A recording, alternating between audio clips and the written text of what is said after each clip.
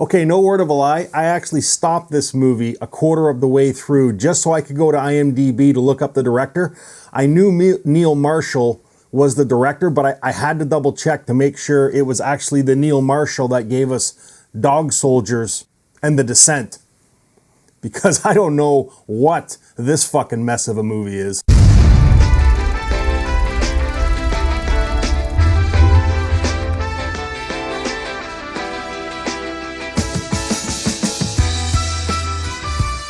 Hey guys, welcome to Happywax TV, and yep, it is Neil Marshall. Oh, how you've fallen from that tree you were on, man. Jesus Christ, I don't know what he was thinking when he made this movie.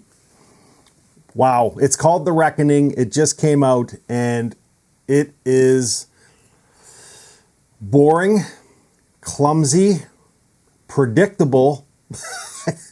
I don't know what else to say about it. Let me read you a synopsis here. Evelyn, a young widow haunted by the recent suicide of her husband Joseph, is falsely accused of being a witch by her landlord after she rejects his advances. Okay, well, this takes place back, I'm not sure the exact time, I think like in the 16 and 1700s, where witches and witch hunting and the asshole men that would, torture these women to make them confess, that they're witches, even though they weren't. Like it's that period of time that this takes place.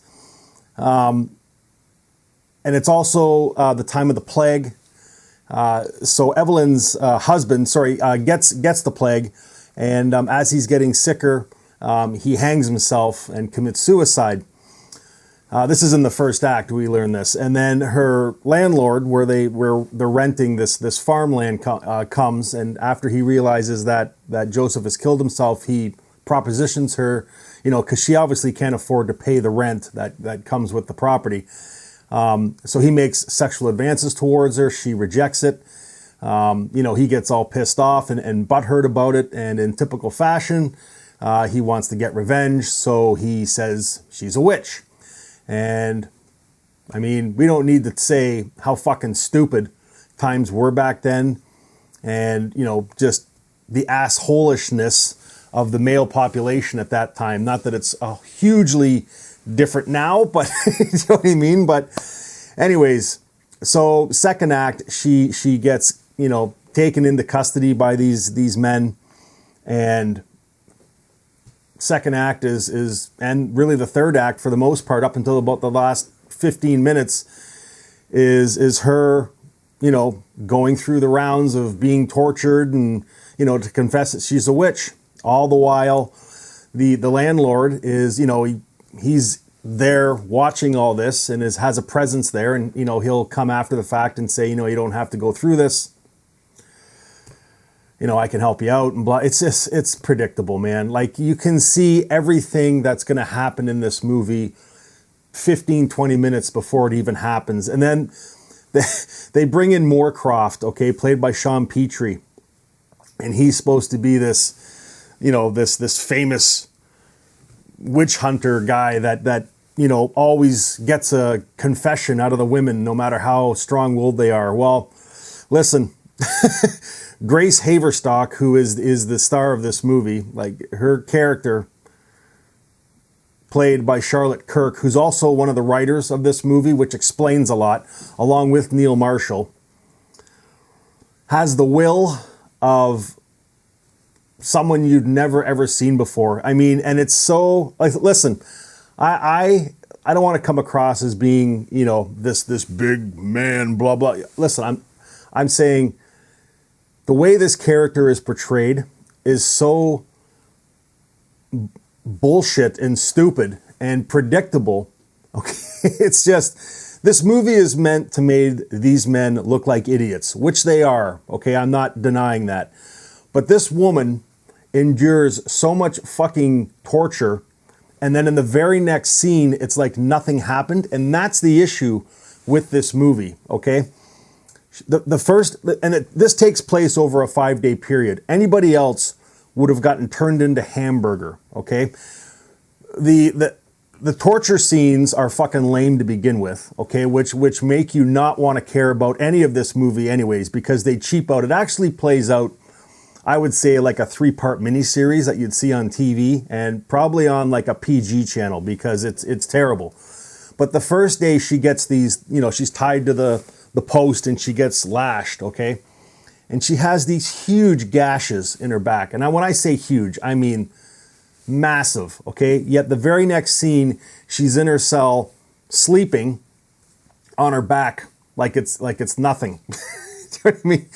The next day, they take her and they put her on this cross thing where she's hung there, and then this woman that works with Sean Petrie's character Moorcroft pulls out these, you know, these sickles, and it doesn't really show a whole lot of it, but you see the aftermath where she's getting, you know, stabbed in the feet and in the legs, and, you know, in the vagina and the stomach, and the, you know, all over her body. She's got a white kind of a gown on, and it's pure red, tons of blood loss.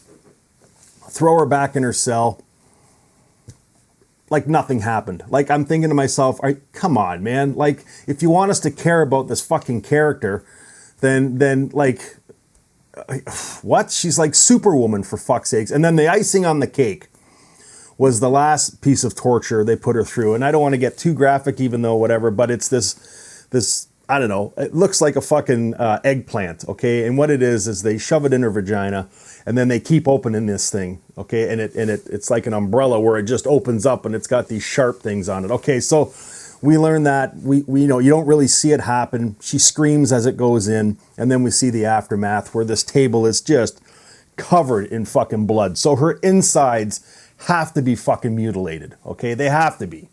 Unless she's Superwoman, which apparently in this movie she is, because in the very next scene, which goes into the third act, she says she wants to confess to Sean Petrie. So Sean Petrie brings her back to his dining quarters where he is, okay? And then she's got this big plan, and I don't want to tell you too much just in case you want to sit down and watch this pile of shit, but she stakes both his hands together, okay, and then has this wild fight scene with this woman that is kind of Sean Petrie's sidekick. And the whole time I'm thinking to myself, and she's running around and sword fighting and like rolling over the tables. I'm thinking to myself, wait a minute, this woman in the last 2 days or 3 days has been pretty much mutilated through her back, through her innards, and like stabbing her feet and her hands. And I mean, anyone else, like, what?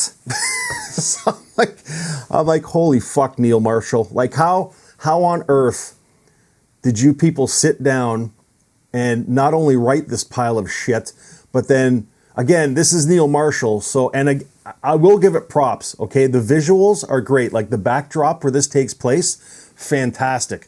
The set pieces, fantastic. There's some pretty cool optical shots, too, where Grace kneels down in this barn, and the way the lights hits her in the back. Like, there are some great shots in this movie, but overall, this movie is fucking not only terrible, but it's predictable and fucking stupid.